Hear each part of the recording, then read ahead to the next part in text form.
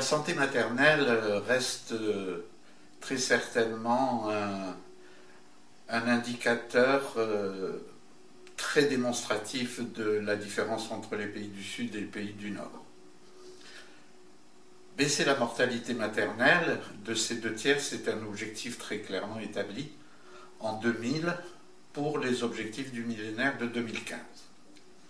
Où en est-on aujourd'hui?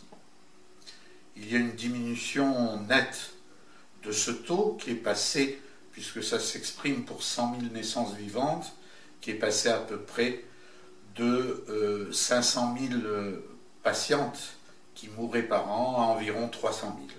Mais le problème, c'est que cette baisse s'est faite de façon très inégalitaire et certains pays sont restés à des taux de mortalité maternelle extrêmement importants, de l'ordre de 500 à 600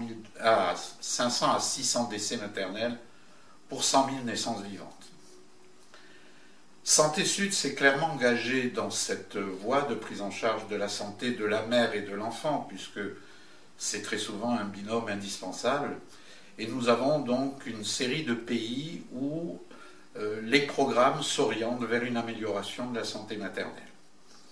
Actuellement, nous avons un programme important à Nouakchott, dans la communauté urbaine donc de la capitale de la Mauritanie, où nous avons ce programme qui est joint à la prise en charge des nouveau-nés dans ces maternités, avec un volet maternel important. Nous avons également ces missions de santé maternelle à Madagascar, une autre qui va démarrer donc dans l'est du Mali, à Tombouctou.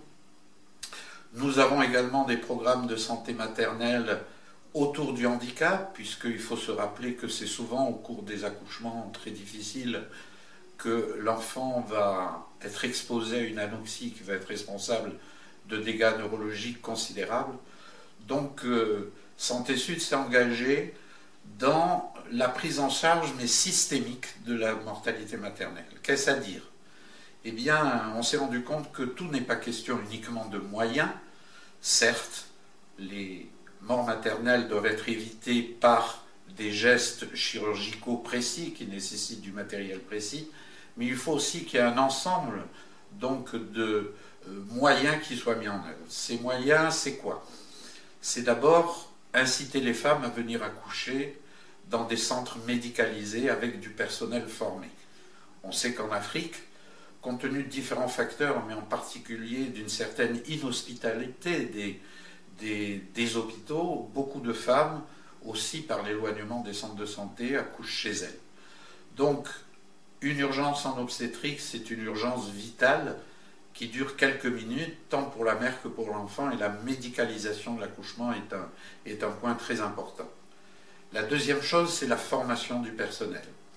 Et c'est pour ça que beaucoup de programmes s'orientent vers la formation complémentaire ou adaptée au terrain des sages-femmes, car il faut dire que souvent elles ont une formation extrêmement théorique, mais qui ne s'applique pas à la pénurie des moyens. C'est le retour à la mécanique obstétricale qui doit être bien connue, un certain nombre de manœuvres, et Santé Sud a initié d'ailleurs une série de protocoles qui ne sont pas des protocoles figés, mais qui tiennent compte de cette réalité d'absence de moyens. En particulier, très peu de maternités sont équipées de monitoring, très peu de maternités ont des outils sophistiqués de surveillance du fœtus et de réanimation maternelle, et donc on sait que c'est en amont des catastrophes obstétricales, donc dans le suivi de la grossesse et la direction de l'accouchement, qu'il faut travailler. Donc on a ces épisodes de formation.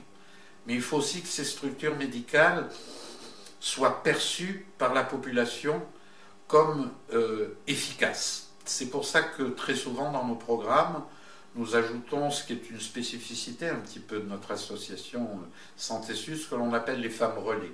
C'est quoi les femmes relais? Eh bien, ce sont ces femmes qui font le relais entre le médical et la population. Ces femmes relais sont issues de la population, elles ont un rôle fondamental, car on sait que les mamans, dès leur accouchement, rentrent quelques heures après au domicile. Et on sait que les problèmes de mortalité maternelle s'étendent très au-delà, 6 semaines exactement, après l'accouchement, où un certain nombre de pathologies peuvent se manifester. Donc elles font cette surveillance pour éventuellement réorienter les mamans vers le centre pour une prise en charge, par exemple des hémorragies différées, ou les problèmes de leur nouveau-né qui peut être sorti avec une certaine forme de fragilité qui s'aggraverait puisque la première semaine de vie pour le nouveau-né est la semaine qui enregistre le plus de décès néonataux.